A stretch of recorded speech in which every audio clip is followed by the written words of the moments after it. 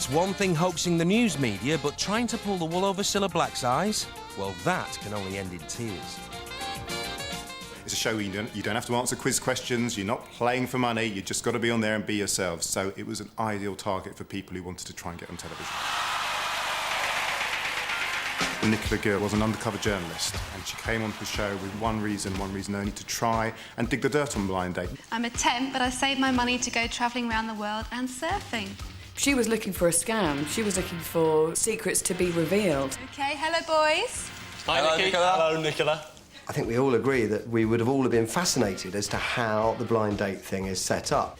When I play Monopoly, I always want to be Mayfair, because, like me, it's classy and highly desirable. She was a young girl, she was bright, she was sassy, she was pretty, all the things you wanted for a blind date contestant to be. I'm going to go for number 3. She picked a guy called Paul, who I think was number 3 from memory. And they picked a date to Scotland. Hi. Hi. The fact of the matter is, Paul knew and had known from very early in the date that Nicola was a journalist as well, because that was one of the first things that she'd told him. That's really good. On the date, I had no idea there was any other hidden agenda. Even when they were asking me questions about the show, which were more pushy than normal. What's your favourite bit, then? That would have to be the helicopter ride, I guess. Yeah. There was a few strange things going on. Nicola, we could never call her. She never allowed us to call her at home or at work. She always gave us a telephone box number, which she said, I'll be there at a certain time, a certain place. Very odd. Well, they were certainly flying high on their date, but as far as love was concerned, was the sky the limit? My friend went to a party, met a girl, and they were chatting, and he said that he worked for Cilla, and the girl said, oh, I know somebody who's been on Blind Date. Her name's Nicola Gill, and she's an undercover journalist. Nicola, did you want a bit more than just arm round at cold No, hands? no. Just friendly. We also found out that the telephone number that we'd always had to call her on was, in fact, the telephone box right outside the National Magazine Company's headquarters in Broadwick Street. So we knew we had her then. Well, Nicola, I have to say I've got more than a big surprise for you. Because I know what you're at. Nicola's face, well, it was a picture. She didn't know which way to look. She was completely and utterly speechless. You're an undercover journalist and you've robbed somebody of coming on a proper blind date. She made Nicola feel awkward. You've robbed somebody of a blind date, which she had. She's a journalist, ladies and gentlemen, not a blind dater at all.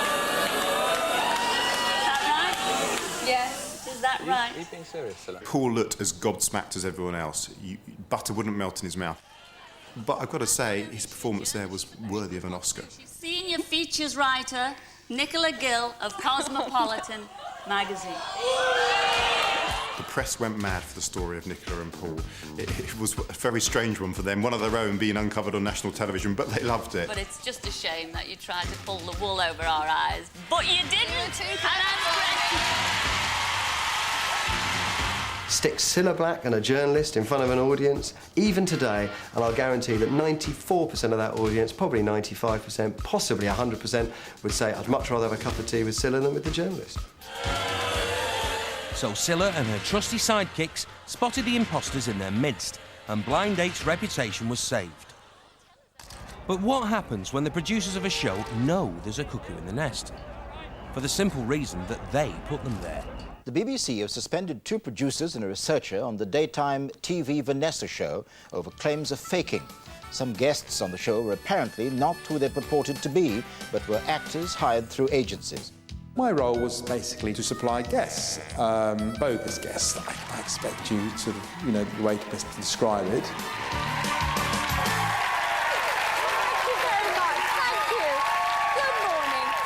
I'm the man who brought the Vanessa Show down. I suppose my fame in life, I'm the man who brought the Vanessa Show down. I'm the beautiful one, and Amanda just needs to accept it. No, Vanessa, I think that she should learn to grow up and stop acting like a showy prima donna. Amanda Kearney became Amanda Dell, which was her stripping name, and she teamed up with Jill Holt to become the Dell sisters. Let's welcome Jill! We had a girl from Canada, a girl from Mitcham, who, although they looked completely different, they didn't sound alike, but I don't know, might have fooled a few people. Well, when Absolute Entertainment phoned me up, I was a bit surprised, but I thought, well, I'm going for a laugh, I'll do it. Everything about Jill is fake, including her accent. Do you think her accent's fake? Because she is speaking something of an American accent. Transatlantic sort of super sort of like traveller. Her mother was very much pro-Jill as opposed to Amanda, which was the funny thing because she was really Amanda's real mother and they're very close. I've been living abroad for 13 years. Yeah, but you put it on. I mean, as soon as anyone comes on, like you're on this show now, and you're putting it on because you suddenly think I'm a good that actor. you might get discovered. But I think you're a bit over the hill now to get discovered. I mean, why on earth would you come on a show and pretend to be someone's sister and not really be someone's sister? It's just so bewildering that it hadn't occurred to me that the reason they didn't seem like sisters was because they weren't sisters. I mean, I'm an exotic dancer, and if you want to go out, I suggest you just accept it and get over it. I'm not bothered about what you do. Despite the fact the Dells were as fake as a £6 note, no one suspected anything until a few days later, when Absolute Entertainers received another call from the Vanessa Show. The authenticity of the people that went up wasn't really checked. I mean, whether I sent Bert or John, it didn't really matter, as long as you had a bum on the seat. Let's meet the woman who would love to win the £500 for her own divorce. Welcome, please, Savannah. It did occur to me, you know, hold on, surely this is a talk show, therefore surely the guests are going to come from the, you know, public sort of arena. But having said that, I did then think, OK, the way he'd spoken about it was something so matter-of-fact that I realised it's something that must be an ongoing situation. Savannah, you would like to win the competition? Well, yeah, basically, I'm in a really, really bad marriage. I'm trying to get divorced and people don't understand the financial obligation. I think they found out about Angelina because somebody rang them up and said, well, this girl's never been married. And obviously that's how the thing started. When you're being beaten up and thrown around the room and held by your hair, talking isn't really going to solve it anymore. I met a contact who'd had a friend that was on the show. And this contact was flabbergasted that their friend on the show had reported back to say that one of the guests, before she went on, had said, well, you know, I'm an actress. I'm just here to say what they want me to say.